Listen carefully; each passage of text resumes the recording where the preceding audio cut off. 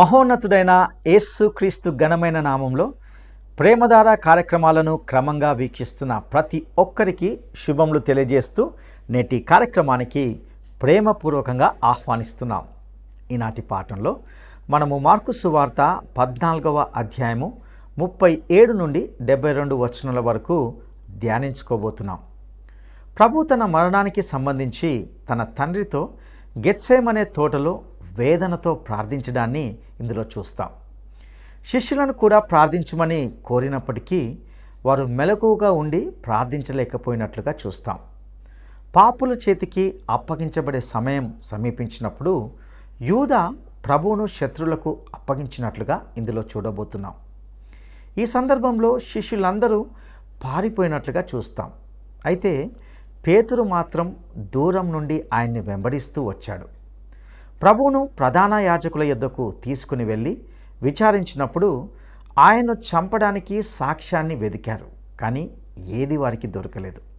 అప్పుడు వారు ఆయన మీద అబద్ధ సాక్ష్యంను పుట్టించినట్లుగా చూస్తాం. పేతురు జీవితంలో పరిస్థితులు మారుతున్నట్లుగా చూస్తాం. 3 సార్లు ప్రభువును బొంకిన వైనాన్ని ఇందులో గమనిస్తాం. ఇక సందేశంలోనికి వెళ్దామా? ప్రియ శ్రోతలు, మీ బైబిళ్ళు తెరవండి. ఈరోజు మన పాఠం మార్కు సువార్త 14వ అధ్యాయం 37 నుండి 72 వచనం వరకు. సావధానంగా వినండి. 37 నుండి 40 వచనం వరకు. ఆయన మరల వచ్చి వారు నిద్రిస్తూ ఉండడము చూచి, సీమోను, నీవు నిద్రిస్తున్నావా? ఒక్క ఘడియ అయినా మేల్కొని ఉండలేవా? మీరు శోధనలో ప్రవేశించకుండా మెలకువగా ఉండి ప్రార్థించుమని చెప్పి తిరిగి వెళ్ళి ఇంతకు ముందు పలికిన మాటలనే పలుకుతూ ప్రార్థించాడు. ఆయన తిరిగి వచ్చి చూడగా వారు నిద్రిస్తున్నారు. ఏలయనగా వారి కన్నులు భారముగా ఉన్నాయి. ఆయనకేమి ఉత్తరం ఇవ్వాలో వారికి తోచలేదు. శ్రోతలు వింటున్నారా? శిష్యులకు ఏమీ ఆందోళన లేదు. నిశ్చింతగా ఆదమరచి నిద్రపోతున్నారు. పేతురు మేల్కొని ప్రార్థిస్తూ ఉంటే ఎంత బాగుండేది. ఇప్పుడు యేసునే ఎరగను అనేటంతవరకు దిగజారిపోతున్నాడు. శోధనలను జయించడానికి ఒకే ఒక మార్గముంది. మెలకువగా ఉండి ప్రార్థించాలి. రెండోసారి వచ్చి చూస్తే వారంతా గాఢ నిద్రలో ఉన్నారు. శరీరం ఎంత మోసకరమైందో పసికట్టండి. ఆత్యయిక పరిస్థితిలో నిన్ను నిద్రపుచ్చుతుంది శోధన. 41, 42 వచనాలు. ఆయన 3వసారి వచ్చి అన్నాడు, మీరిక నిద్రపోయి అలసట తీర్చుకోండి.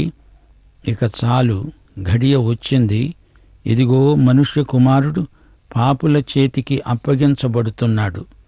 లెండి, వెళ్ళుదాము. ఇదిగో నన్ను అప్పగించేవాడు సమీపించి ఉన్నాడు. యేసు ప్రభువును వారు బంధించేలోపుగా కొంత సమయం ఉంది. అప్పుడు శిష్యులు ఒక కునుకు తీశారు.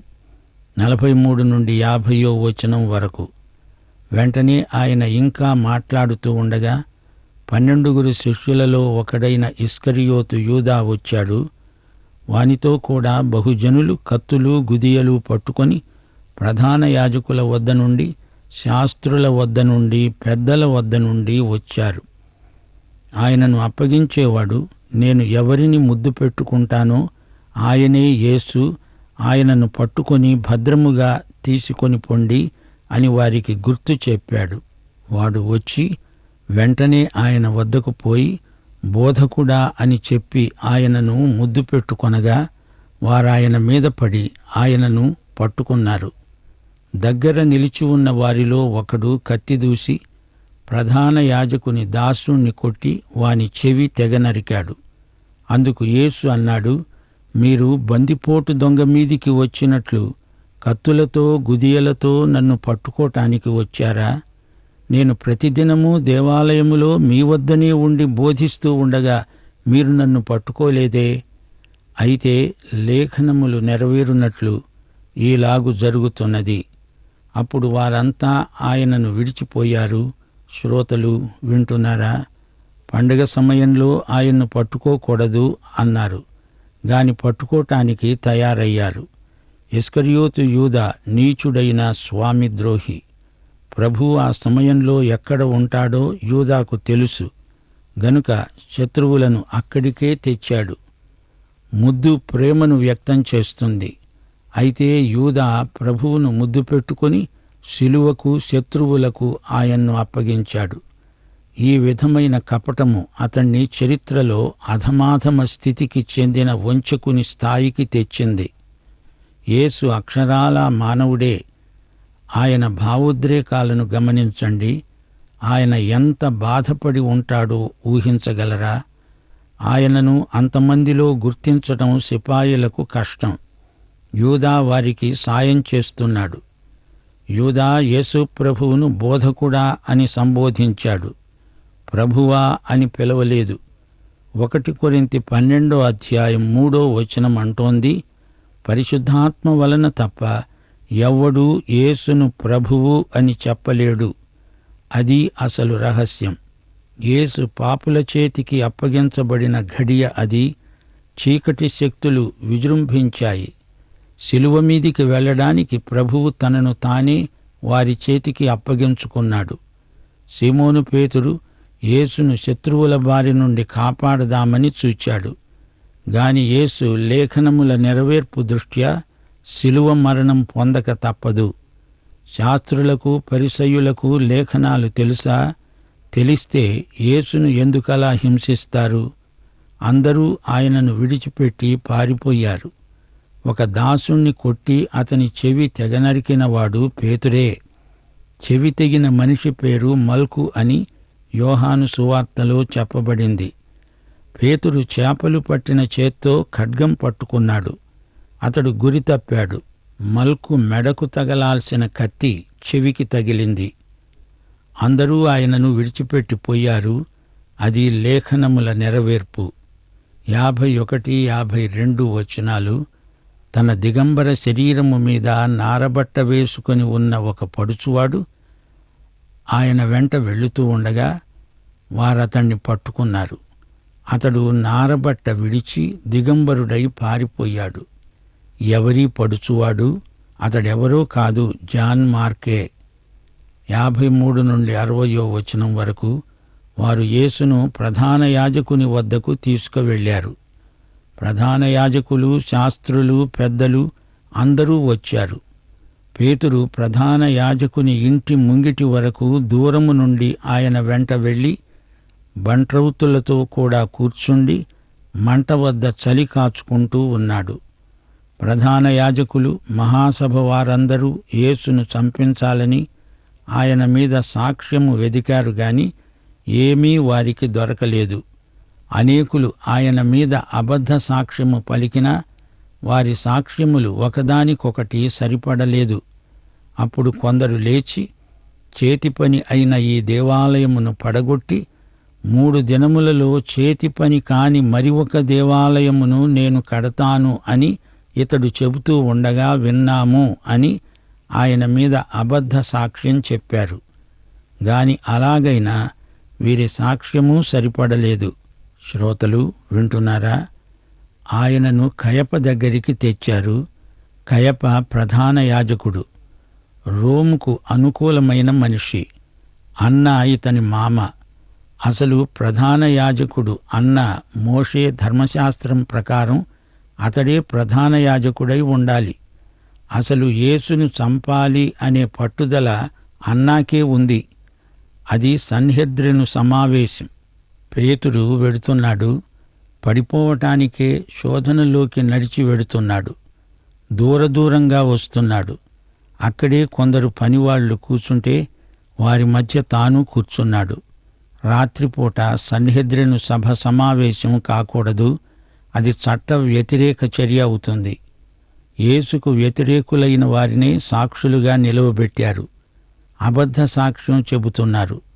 అందులో ఏ 2 సాక్షులు ఏకీభవించటం లేదు. 2 సాక్ష్యాలైనా ఏకీభవించకపోతే ఆ వ్యాజ్యం నిలవదు.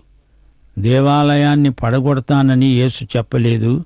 దాన్ని 3 రోజుల్లో లేపుతాను అని కూడా అనలేదు. యేసు తన శరీరాన్నే చూపుతూ ఈ దేవాలయాన్ని పడగొట్టండి అన్నాడు. యోహాను సువార్త 2:21 ఆయన తన శరీరమనే దేవాలయమును గూర్చి ఈ మాట చెప్పాడు. 60-65 వరకు ప్రధాన యాజకుడు వారి మధ్యన లేచి నిలిచి యేసును ప్రశ్నించాడు, ఉత్తరమేమీ చెప్పవా? వీరు నీ మీద పలుకుతున్న సాక్ష్యమేమిటి? అయితే ఆయన ఉత్తరమేమీ చెప్పకుండా ఊరుకున్నాడు.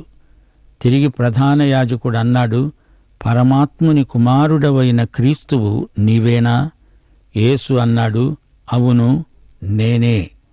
మీరు మనుష్య కుమారుడు సర్వశక్తిమంతుని కుడిపార్శ్వమున కూర్చుండడము, ఆకాశ మేఘారూఢుడై రావటము చూస్తారు.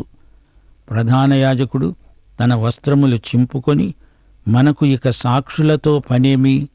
ఈ దేవదూషణ మీరు విన్నారు కారా?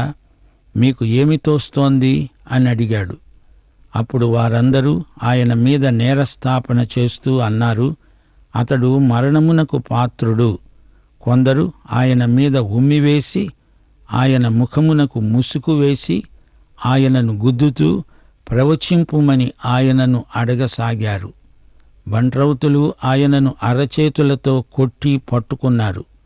శ్రోతలు వింటున్నారా? యేసు వారు తెచ్చిన అబద్ధ అభియోగాలకు బదులు చెప్పలేదు. ఇందులో కూడా ప్రవచనం నెరవేరింది. యెషయా 53:7 వధకు తేబడిన గొర్రెపిల్ల ఉన్ని కత్తిరించేవాని ఎదుట గొర్రె మౌనముగా ఉండినట్లు ఆయన నోరు తెరవలేదు. దేవునికి స్తోత్రం. యేసు మౌనానికి ప్రధాన యాజకునికి ఆశ్చర్యం వేసింది. అతడు అట్టిట్టయిపోయాడు. ఆయన మాటల్లోనే ఆయన నేరాన్ని నిర్ధారణ చేతామనుకున్నాడు ప్రధాన యాజకుడు. చివరికి అతడు యేసు మీద ఆనపెట్టి మాట్లాడు అన్నాడు. నేను మెస్సీయాను, దేవుని కుమారుణ్ణి అన్నాడాయన. ఆయన దేవుని కుమారుడు, అది అన్నిటికంటే ఉన్నతమైన స్థితి.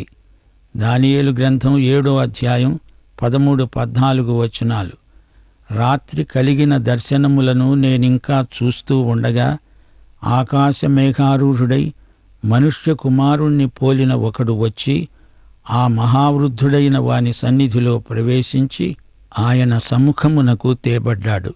సకల జనులు, రాష్ట్రములు, ఆయా భాషలు మాట్లాడేవారు ఆయనను సేవించున్నట్లు ప్రభుత్వము, మహిమ, ఆధిపత్యము ఆయనకు ఇవ్వబడ్డాయి. ఆయన ప్రభుత్వము శాశ్వతమైనది, అదెన్నటికినీ తొలగిపోదు. ఆయన రాజ్యము ఎప్పుడూ లయము కాదు. ప్రభువు అన్నమాట ప్రధాన యాజకునికి అర్థమైంది. అతడు తన ఉద్రేకాన్ని ఆగబట్టుకోలేక బట్టలు చించుకున్నాడు. ప్రధాన యాజకుడు అలా చేయకూడదు. అది మోషే ధర్మశాస్త్రానికి విరుద్ధం. ప్రధాన యాజకుడు బట్టలు చించుకోవడం నేరం. ప్రజలందరూ ఏకకంఠంతో యేసును సిలువ వెయ్యి అంటూ నినాదాలు చేస్తున్నారు. ఇతడు తానే మెస్సీయాను అంటున్నాడు. వీరే పిలాతు దగ్గర మరో అభియోగం తెచ్చారు. మార్కు సువార్త 15:3 పిలాతు, యూదుల రాజువు నీవేనా అని అడిగితే ఆయన నీవన్నట్టే అన్నాడు. మనుష్య కుమారునిపై వారు ఉమ్మివేశారు. లోపల యేసుకు విచారణ జరుగుతూ ఉండగా పేతురు శోధన స్థలంలో కూర్చొని ఉన్నాడు. 66 పేతురు ముంగిటి కింది భాగములో ఉండగా ప్రధాన యాజకుని పనికత్తెలలో ఒకతి వచ్చి పేతురు చలి కాచుకుంటూ ఉంటే చూచింది. అతణ్ణి నిదానించి చూచి, నీవు నజరేయుడైన ఆ యేసుతో కూడా ఉండినవాడవు కాదా అన్నది. అందుకతడన్నాడు, ఈయన ఎవరో నేనెరుగను, నీవు చెప్పినది నాకు బోధపడలేదు. ఈ మాట అని అతడు నడవలోకి వెళ్ళాడు. అంతటా కోడి కూసింది. శ్రోతలు వింటున్నారా? ఒక పనికత్తె, చిన్న పిల్ల ఒక మాట అంది. దానితో పేతురు శోధనకు లొంగిపోయే పరిస్థితి ఏర్పడింది. యేసును నేను ఎరగనని సులభంగా అబద్ధం చెప్పేశాడు. యేసు అనుచరుణ్ణి అని చెప్పుకోవడానికి, ఒప్పుకోవడానికి సిగ్గుపడ్డాడు. పిరికితనం, బలహీనత అతణ్ణి ఆవేశించాయి. ఇలాంటి శోధన రాకుండా అథవా వచ్చినా దానికి లొంగకుండా దేవుడు మనకు సహాయము చేయునుగాక. 69వ వచనం. ఆ పనికత్తె అతణ్ణి చూచి, ఇతడు వారిలో ఒకడు అని దగ్గరే నిలిచి ఉన్న వారితో మరల చెప్పసాగింది. అతడు మరల నేను కాదు అన్నాడు. కొంతసేపైన తరువాత దగ్గర నిలిచి ఉన్నవారు మరల పేతురును చూచి, నిజముగా నీవు వారిలో ఒకడవు, నీవు గలిలయుడవు గదా అన్నారు. అందుకతడు, మీరు చెబుతున్న మనిషిని నేనెరుగను అని చెప్పి శపించుకోవడానికి ఒట్టు పెట్టుకోవడానికి మొదలుపెట్టాడు. వెంటనే రెండో మారు కోడి కూసింది గనుక కోడి 2 మారులు కూయక మునుపు నీవు నన్ను ఎరుగనని ముమ్మారు చెబుతావని తనతో చెప్పిన మాట పేతురు జ్ఞాపకమునకు తెచ్చుకొని తలపోస్తూ ఏడ్చాడు. శ్రోతలు వింటున్నారా? పేతురు గలిలయ ప్రాంతీయుడు. అతని మాటల్లో, ఉచ్చారణలో గలిలయ యాస అతణ్ణి పట్టి ఇచ్చింది. పేతురు అతిగా మాట్లాడి అపాయాన్ని కొని తెచ్చుకున్నాడు. పేతురుకు తన బలహీనత ఏదో తనకే తెలియదు. ప్రాణం పోయినా పర్వాలేదు, నేను ప్రభువును ఎరగనని చెప్పను అని బీరాలు పలికిన పేతురేనా ఇతడు? క్షణికోద్రేకంలో, ఆవేశంలో అన్న మాటలవి. పేతురుకు వేరే ఉద్దేశ్యమేమీ లేదు. అతడు ప్రభువును ఎంతో ప్రేమించాడు. అందులో ఏ సందేహమూ లేదు. శోధనకు ఒత్తిడిని బట్టి రాజీ పడ్డాడు. తన శరీరాన్ని అదుపులో ఉంచుకోవడం మాట అటుంచి తానే దానికి లోనైపోయాడు. అయితే ఆ తరువాత పేతురు ఎంతో పశ్చాత్తాపపడ్డాడు. ప్రతి విశ్వాసికి ఇలాంటి విషమ పరీక్షలు ఎదురవుతాయి. హృదయం బద్దలు కాగా పేతురు విలపించాడు. ప్రభువును బాధపెట్టానే అని విలవిలలాడిపోయాడు. కన్నీరు కార్చాడు. ఆ తరువాత 1 పేతురు 1:5 వచనంలో అతడే రాశాడు, కడవరి కాలమందు బయలుపరచబడడానికి సిద్ధముగా ఉన్న రక్షణ మీకు కలుగునట్లు విశ్వాసము ద్వారా దేవుని శక్తి చేత మీరు కాపాడబడుతున్నారు. దేవునికి స్తోత్రం. ప్రభువే ఈ శోధనలో పేతురును కాపాడాడు. ప్రియశ్రోతలు, ఈ అధ్యాయం ముగింపులో యేసు తన శత్రువుల చేతిలో ఉన్నాడు. తన స్వకీయులు చెదరిపోయి తనను ఒంటరివాణ్ణిగా మిగిల్చారు. అయినా ఆయన ఒంటరిగా లేడు. తండ్రి తనతో ఉన్నాడు. పరిశుద్ధాత్మ తనతో ఉన్నాడు. దేవునికి స్తోత్రం. పేతురుకు ఆత్మయందు ధైర్యం ఉంది గాని శరీరం పిరికిదైపోయింది. ఇది పేతురు అంతఃసంఘర్షణ. అంతమంది సైనికులున్నా కత్తిదూసి ప్రభువును కాపాడే ప్రయత్నం చేశాడంటే అతని ధైర్యం శరీరానుసారమైనది అంటారా? అది ఎలాంటిదైనా అందరూ వెళ్ళిపోయినా అతడు అక్కడే ఉన్నాడు గాని అక్కడే శోధనకు లొంగిపోయాడు. రాత్రి అక్కడే చలిమంట దగ్గర చలి కాచుకుంటున్నాడు. ఆ మంట వెలుతురులో ఎవరో అతణ్ణి గుర్తుపట్టారు. పేతురు పరిగెత్తిపోవచ్చు గదా, అలా పోలేదు. అక్కడే ఉండిపోయాడు. యేసును విడిచిపోవటానికి అతనికి కాళ్లాడలేదు. 3 సార్లు ఇలా జరిగింది. పారిపో అని ఒక ఆలోచన, వద్దు యేసును విడిచి ఎలా వెళ్తావు అని మరో ఆలోచన. పేతురులో అంతఃసంఘర్షణ. పేతురు యేసు నామమును దూషించలేదు, తనను తాను శపించుకున్నాడు. పేతురు, ఏమిటి నీ దౌర్భాగ్య స్థితి అంటూ తనను తానే తిట్టుకున్నాడు. అయినా అతడు అక్కడ్నుంచి కదల్లేదు. 3ఓసారి కోడి కూతతో పేతురు హృదయం ముక్కచెక్కలైపోయింది. ప్రభువు ముఖంలోకి సూటిగా చూడలేకపోయాడు. భోరున ఏడ్చాడు. పేతురుకు వచ్చిన శోధన ఎంతో ధైర్యసాహసాలు గలవారికే వస్తుంది. పేతురు గుండె వెన్న, ఇస్కరియోతు గుండె బంకమన్ను. సూర్యరశ్మిలో పేతురు గుండె కరిగిపోయింది, యూదా గుండె గట్టిపడింది. అంతే. పాఠం ఇంతటితో సమాప్తం. మన ప్రభువైన యేసుక్రీస్తు వారి దివ్య కృప, తండ్రి అయిన దేవుని ప్రేమ, పరిశుద్ధాత్మ యొక్క అన్యోన్య సహవాసము మనకందరికీ ఇప్పుడు ఎల్లప్పుడూ సదాకాలము తోడై ఉండునుగాక. ఆమేన్.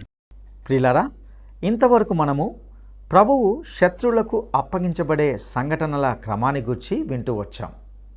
ఒక కఠినమైన సమయంలో ప్రార్థించమని ప్రభువు శిష్యులను కోరినప్పుడు వారు నిద్రావస్థలో మునిగిపోయి ఉండడాన్ని ప్రభువు గమనించాడు. నెమ్మది కలిగిన సమయాల్లో ప్రార్థించడం సులభమైన పని. అత్యవసర సమయాల్లో, క్లిష్ట సందర్భాల్లో ప్రార్థించడం అవసరం.